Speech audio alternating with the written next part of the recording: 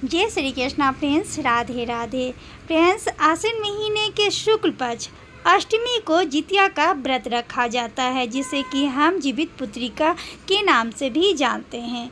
ये व्रत छठ पूजा की तरह 3 दिनों तक चलता है, 7वीं तिथि से लेकर 9वीं तिथि तक।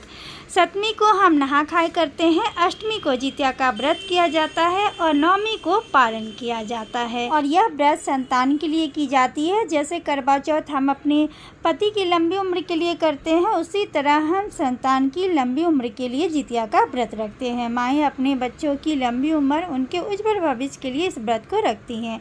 जिनकी कोई संतान नहीं है वो संतान प्राप्ति के लिए इस व्रत को रखती हैं। और यह व्रत कठिन व्रत में से एक व्रत होता है।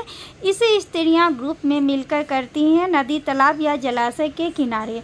नहीं तो कलश की स्थापना करके आप घर पर भी इस पूजन को कर सकते हैं। तो आज की वीडियो इसी विषय पर है कि जितिया का व्रत आप घर पर किस विधि से करेंगे। तो देखिए फ्रेंड्स, ये पूजा जो है वो शाम के समय किया जाता है। तो शाम के समय आप पूजा की एक चौकी लगा ले, उस पर लाल रंग का वस्त्र बिछा ले। अब यहाँ पर हम कलश की स्थापना करेंगे। तो देखिए, कलश की स्थापना करने के लिए चावल का आसन दिया जाता है। तो आप चावल का आसन दें या आप चावल से अर्धल कमल बना लें। आप पीतल या तांबे की एक लोटा लें, उसमें कण तक आप जल भर लें। उसमें आप एक सुपारी, थोड़ी सी अक्षत, रोड़ी, फूल, 1 रुपये का सिक्का, उसके बाद आम के 5 पत्ते ले ले, नारियल में कलावा लपेट कर हम कलश की स्थापना करेंगे। उसके बाद देखिए, इसमें जितवाहन भगवान के साथ साथ चील और सियारों की पूजा की जाती है। और उसके लिए उनका आसन देखिए यहाँ पर झिगनी के पत्ते से दिया जाता है, जिसे कि बहुत सारी जगहों पर तोरई के नाम से भी जानते हैं, सतपुतिया के नाम से भी जानते हैं। तो उसी का पत्ता का हम आसन देंगे और चावल में थोड़ी सी हल्दी मिलाकर हम सभी पत्तों पे रखेंगे। उसके बाद सर्वप्रथम हम गणेश जी को विराजमान कराएंगे। उसके बाद हम जितवाहन भगवान को विराजमान कराएंगे। यहाँ चील माता और सियारों को विराजमान कराएंगे।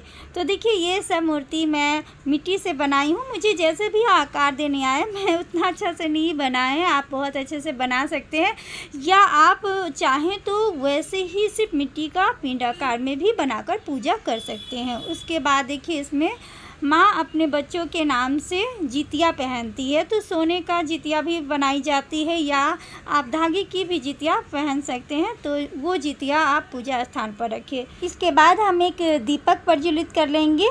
अब सर्वप्रथम हम गणेश जी की पूजन करेंगे। किसी भी कार्य को, शुभ कार्य को करने से पहले गणेश जी की ही आशीर्वाद लिया जाता है। तो गणेश जी की ही पूजन सर्वप्रथम की जाती है। तो गणेश जी को देखिए, यहाँ पर आपको रोरी के टीके लगाएंगे, इन्हें हम अच्छा चढ़ाएंगे, इन्हें हम जनेऊ धारण कराएंगे, फूल अर्पित करेंगे। उसके बाद हमें कलश देव की पूजन करनी है। तो कलश देव को भी हम टीके लगाएंगे, इन्हें हम फूल अर्पित करेंगे, अक्षत अर्पित करेंगे। उसके बाद हम जितवाहन भगवान की पूजन करेंगे। तो जितवाहन भगवान को देखिए, आपको यहाँ पर रोरी के इनको हम तिलक लगाएंगे। चील माता और सियारों की भी आपको पूजन करनी है, क्योंकि इस पूजा को सर्वप्रथम चील माता और सियारों ने ही अपने बच्चों के लिए किया था, इसलिए इनकी भी पूजा आपको करनी है। तो यहाँ पर देखिए, हम सभी को वस्त्र स्वरूप कलापा अर्पित करेंगे। जितवाहन भगवान को हम जनेऊ धारण कराएंगे। उसके बाद हम सभी को यहाँ पर हम फूल चढ़ाएंगे।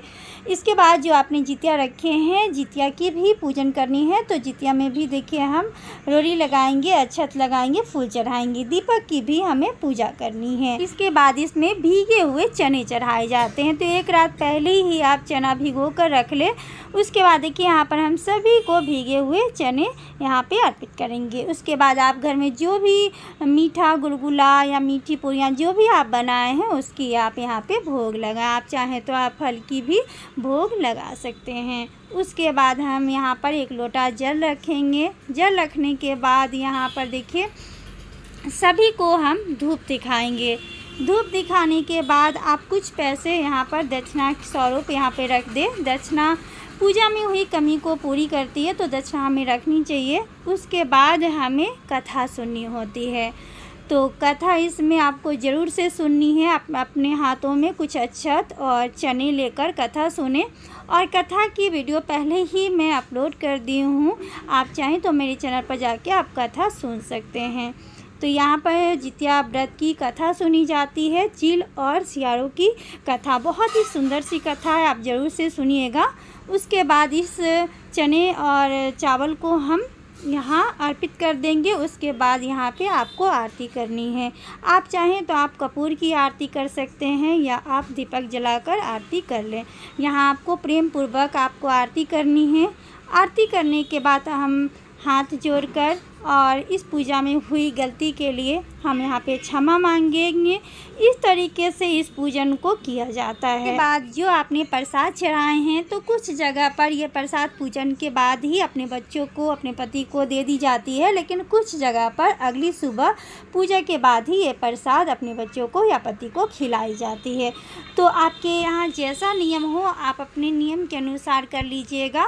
उसके बाद ये जो जल था, जल आप चंद्रदेव को अर्पित कर सकते हैं पूजन के बाद, और ये चौकी अगली सुबह पूजा के बाद ही हटाई जाती है।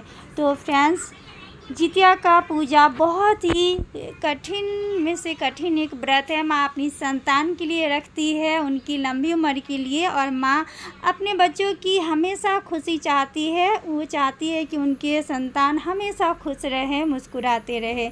तो इसी तरह से आप जितिया का बहुत ही सरल विधि से पूजन घर में कर सकते हैं। तो फ्रेंड्स, इसी तरह की तीज त्यौहार की वीडियो देखने के लिए अगर अभी तक आपने मेरे चैनल को सब्सक्राइब नहीं किया हुआ है तो सब्सक्राइब कर ले।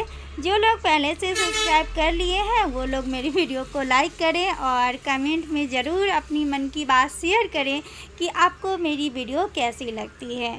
तो फ्रेंड्स, उम्मीद करती हूँ ये वीडियो आप लोगों को ज़रूर अच्छी लगी होगी। इसी के साथ आप सभी को एक बार फिर से जितिया व्रत की बहुत सारी शुभकामनाएँ।